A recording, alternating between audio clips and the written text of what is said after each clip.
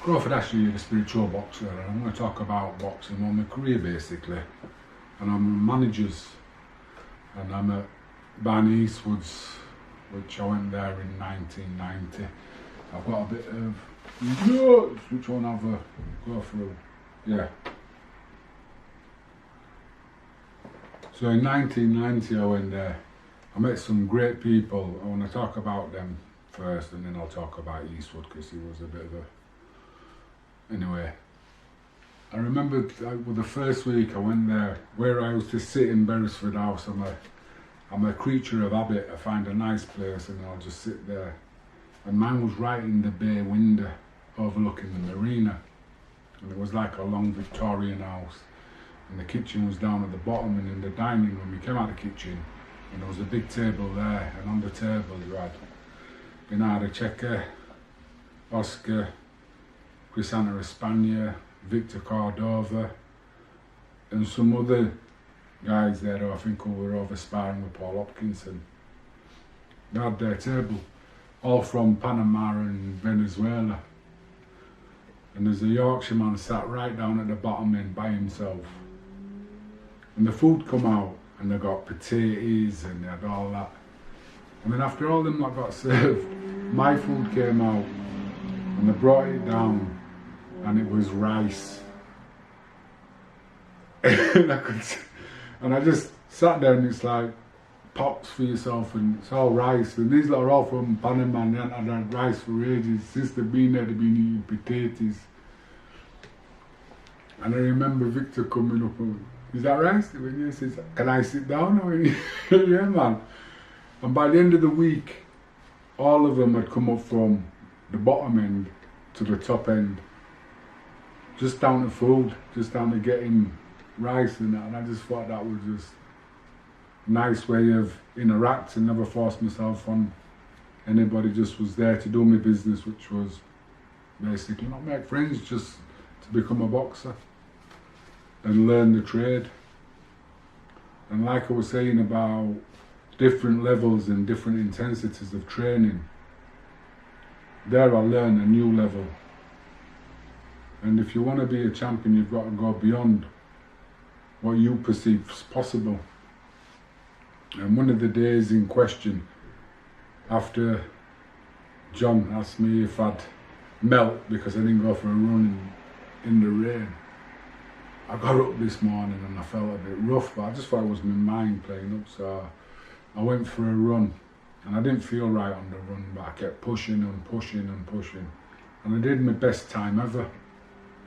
And I got in the shower. When I came out of the shower, I was just shaking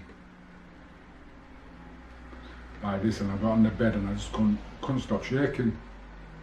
And for about 4 hours, 5 hours, and they've come to see if I'm off to the gym, and they've come up, and I wasn't. And when she seen me, they moved me into a room behind the kitchen and left me there. I was dying, man. And in the middle of the night, I couldn't breathe, my throat closed up. I was bouncing around the kitchen trying to find some air, trying to open the door and get out to try and get some air. I couldn't breathe. And I remember Eastwood's gopher in Jan, I think, or June. Jan, I think it was Jan, took me to an hospital. When I got to the hospital, they told me to go to another hospital, and I was in intensive care for about 2-3 weeks. And that was pushing my body beyond what I should have done. I've done that one more time, but that was later on after that. And from then on, I listened to my body more because I nearly died, but that's just a bit of fun. And which one was it? I was thinking of a right good story, and I can't really remember. I'd like to thank Davey as well down at Beresford House, because he took me clay pigeon shooting, which I thought was fantastic, and I really enjoyed that. So I did quite a bit of that when I was over there. Been there for like 3 years. So now where are we? I boxed John Williams, first one, which I think I spoke about. Melvin Ricks, and then the Italian job. No, the German job. with Graziano Rodriguini. I think I've covered all that. Oh yeah, and then I get me my British title fight with Royce Keldon. Now, this was, I'd already got up to the position where I was in line for the British title fight, but they were trying to side swerve me, and that's when Eastwood used his mic, told him to take him to court, and then they relented. But this was in the other guy's backyard. So I'm fighting in Dudley, Town, no, in Dudley. And I remember it was the first time my music was played, Don't Test. A friend of mine's sister, was her boyfriend who was into music, and he asked him if he'd make me a tune. And it was the first time I heard it as well. And walking to the ring, it was brilliant, absolutely brilliant. Hairs on back of my neck stand up now when I think about it. And I've got it on one of my videos, earlier ones. It's called Don't Test. Check it out. And yeah, that was good. But I had a dream before that fight, a weird dream that I killed him. So if you can get the fight or watch the fight, you can see in the first round, I go for him and then I ease off, and then I go for him and then I ease off. And they all think I'm showboating. Well, I wasn't showboating, I wanted to finish it, but I didn't. And when I seen the cut, I just thought I can just pick him off and just cut him down. And then my next one was Jimmy Peters. That was brilliant because on paper, it should have been a test for me. It was 18-1, and the one he lost, he avenged, so to me he was unbeaten. He was one of Mickey Duff's fighters. I was fighting in his backyard, and it was just fantastic, man. That's on YouTube as well, so check that out if you wanna somewhere. And it's like I haven't seen it for a long time, but I remember it being very sort of like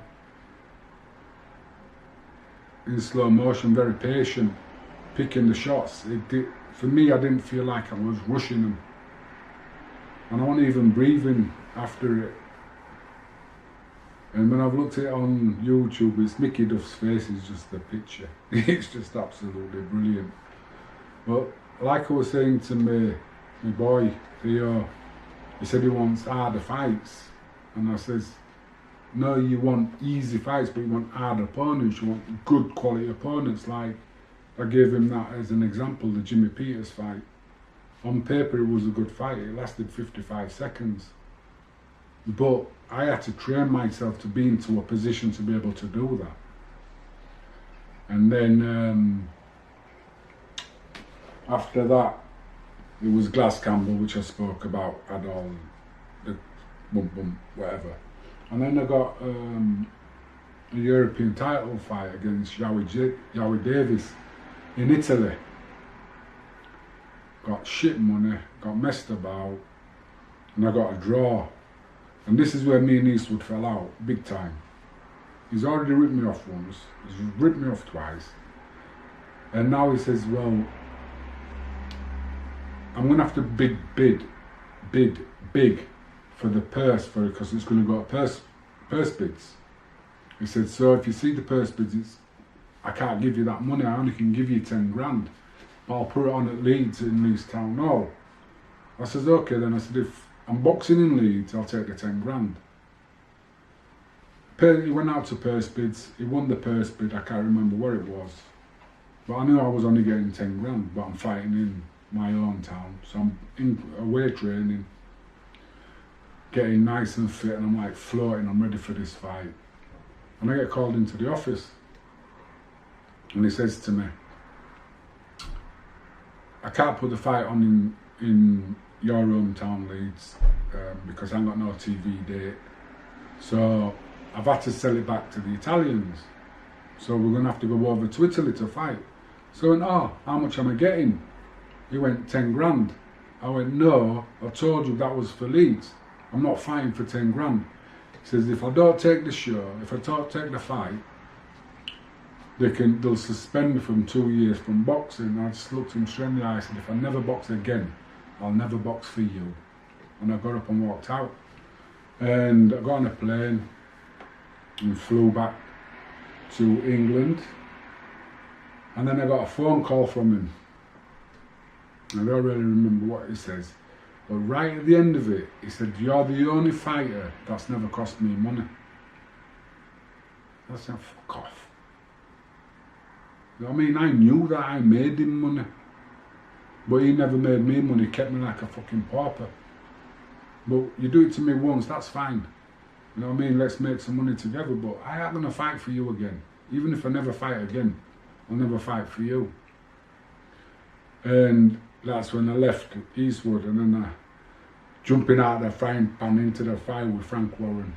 I might, because there was times if I could have afforded a gun, I would have shot the comp serious, but I wouldn't have shot him in a back alley. I'd have been right at ringside in front of everybody, because like I say, I wanted to box. All I wanted to do was box. Don't ruin my life and don't mess with my life, just let me box. Get me beat in the ring if you can. So I left Eastwood, like I say, and then I get a phone call from Mr. Frank Warren. So me and my brother go down to meet him, and we're in there, and I said, I've got another 3 or 4 months off. He says, well, I'll buy the contract, you know, the end of your contract off. I went, no, you won't. I said, I'd rather sit it out and not give him another penny. He never paid anything for my contract, but yet he wants me to pay 10 grand to get out of it. Fuck off. You know what I mean? I'll see you in court, just like with Frank. So this is getting down the line now with Frank, because he's a different character, this man. So we have a discussion, we have a chat, and then when I get back to Leeds, I get a phone call. Hi Crawford, do you think you could do super middleweight? I went, why? He said, I've got your world title fight. Oh, it's in, I think it was 3 weeks, no, it was in 3 weeks. So I said, yeah, he said, it's against Michael Nunn. And at the time, Nunn was the best pound for pound fighter in the world. And all I got was this little voice in my head saying, how good are you? Yeah, I'll take it. Oh, wait a minute. I ain't got my trainer. So he says, oh, don't worry about that, I'll sort that out. So I get back, comes back, he says, you can go back over to Eastwoods and train at the gym there. Well, with Bernardo and John Breen, yeah, I'd love to. So jumped on the train, got over there. And then I get this contract shoved under my nose, man. It's about 10 pages thick, A4. A contract between Eastwood and me. So the golfers brought me it. So I said, let me read it. So he said, oh, you need signing, blah, blah. I said, let me read it. So I said, you know, I can't read very well, so I need overnight. I read this contract maybe 3 or 4 times, man. I was just a slave. I've just got a wage. You know, any sponsorship deals I've got, just got a wage. Oh yeah, about sponsorship deals, that was it. First time I got to Eastwoods, I'm in the gym, and all these Mermoth t-shirts come out, so I've got them on, and put it on, and I'm thinking, oh yeah, some nice sponsorship gear now. And then this camera guy comes in and does an interview with me.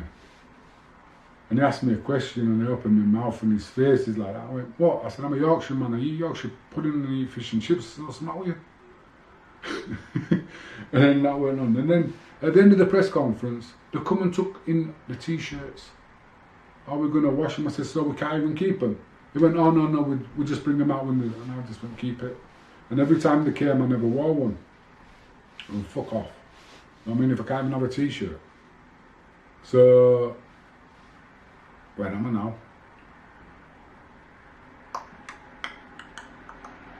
Anyway, I'm back with Frank Warren.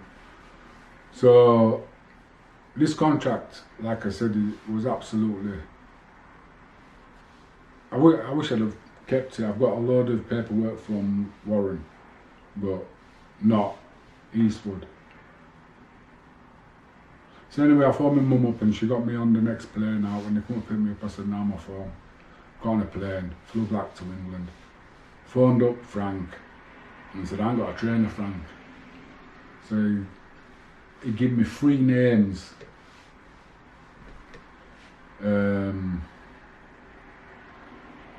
Anyway, one of the names was Bob Padgett. And I phoned up Darky Smith because I still had his number and I got on well with him.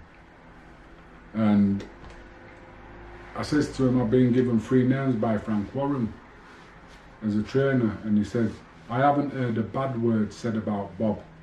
And I just went, that'll do with me. I phoned Frank up and I said, Frank, I want Bob. So I don't know how he twisted his arm, but I went down to meet Bob in, can't remember where he lived, not Peckham. Anyway, down in London.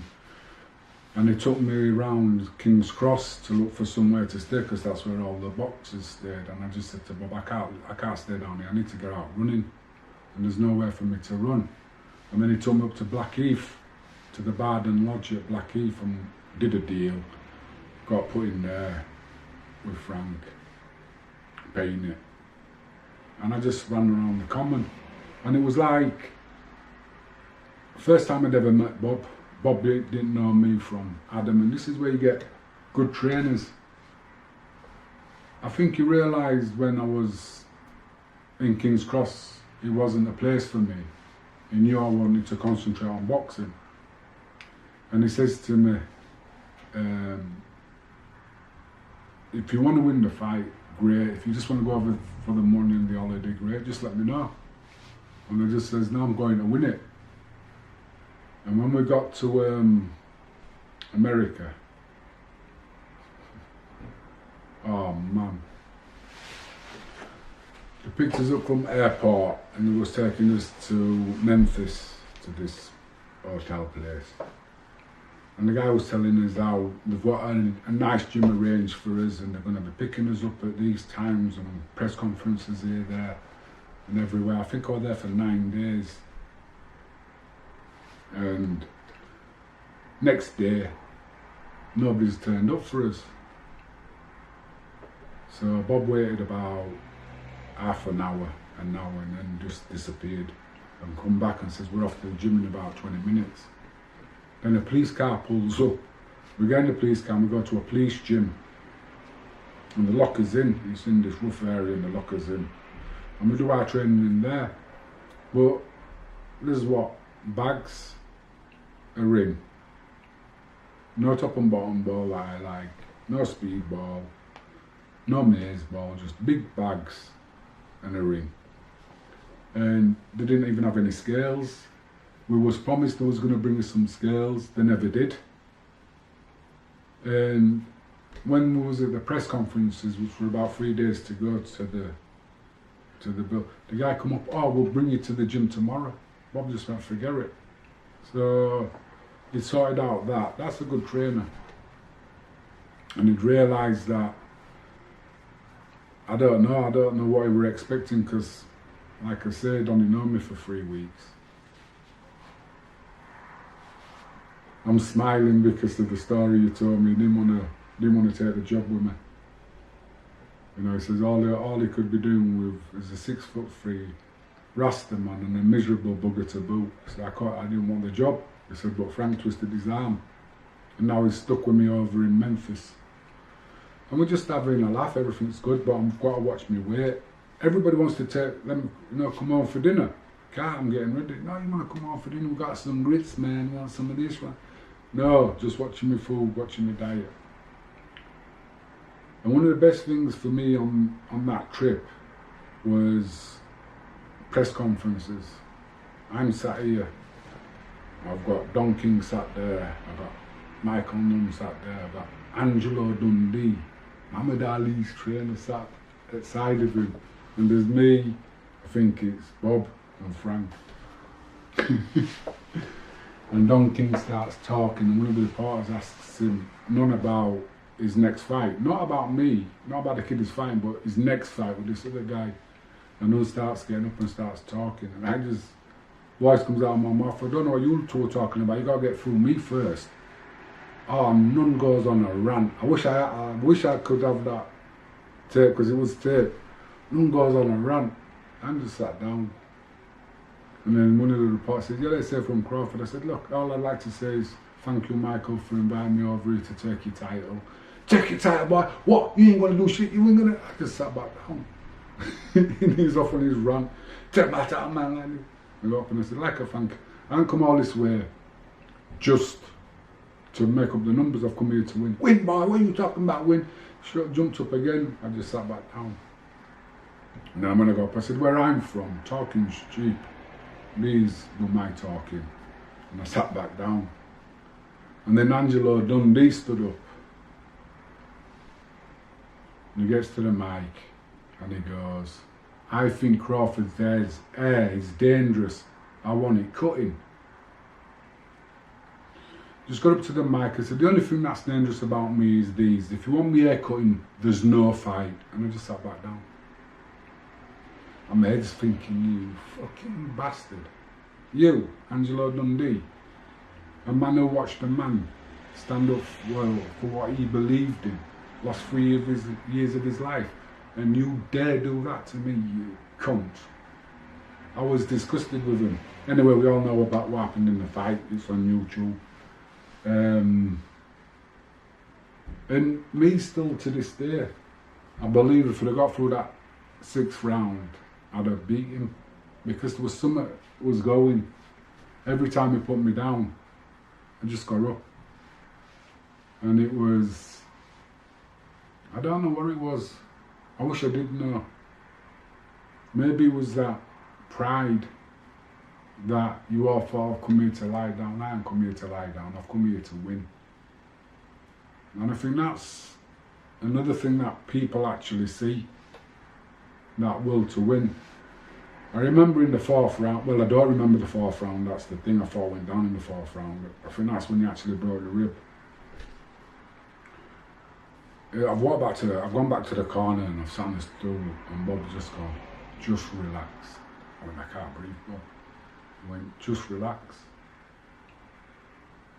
And Frank Warren goes, take a deep breath. I thought, you fucking idiot. And as I'm relaxing, he starts talking to me and, you know what I mean, calming me down. I go out for round 5 and get put down twice, man, and I'm telling you, there was nothing in my body, only pain. He hit me, man, and I swear to God, all the air just disappeared. All that was in there was this pain. I've gone back to the corner and I've sat on the stool and there's no there, just pain. I can't even open my mouth. And Bob goes to me, have you got another round in you? And this voice, this idiot voice in me just goes, yeah, we've got another 6. And I just thought, here we go. Came out and there were 3 knockdown rule were in effect. A friend of mine said that was probably good. Might have saved me further damage, but like I say, I had this inner belief, and pain is irrelevant. It just, I don't know, I've lived with it all my life and I don't know. I really don't know. Anyway, so then when I've come back, because he got me the fight, I signed with Mr. Warren. And I think I'm going to leave Mr. Warren there for a bit because he's just annoying me near the moment. Yeah, the Nun fight. I think with the Nun fight, if I remember rightly, I got 19 grand. And when I was there, the tax authority took $3,000 off me. I think I ended up with about 9 grand to fight the best fighter pound for pound in the world at 3 weeks notice. But anyway, I'm really glad I did fight him. It was one of them, I'd have loved to fight him again at a catch weight, him at his best weight, me at my best weight, and I had time to get ready for it because I think it'd have been a fight. I think that'd have been a fight of the century for me, in my head. But this is what I find annoying with nowadays boxing is we're not seeing the best fight the best, and if we are, one of them's always kind of like jaded a little bit. But yeah, I'm going to leave that to next time. So I'll remember Frank Warren. Oh, knocking down. None. Leave that. That was in 1993, and I'll come back to it again. Anyway, I hope you've enjoyed. If you have, please leave a comment, leave a thumbs up. If you leave a thumbs down, tell me why. Thank you. Bye.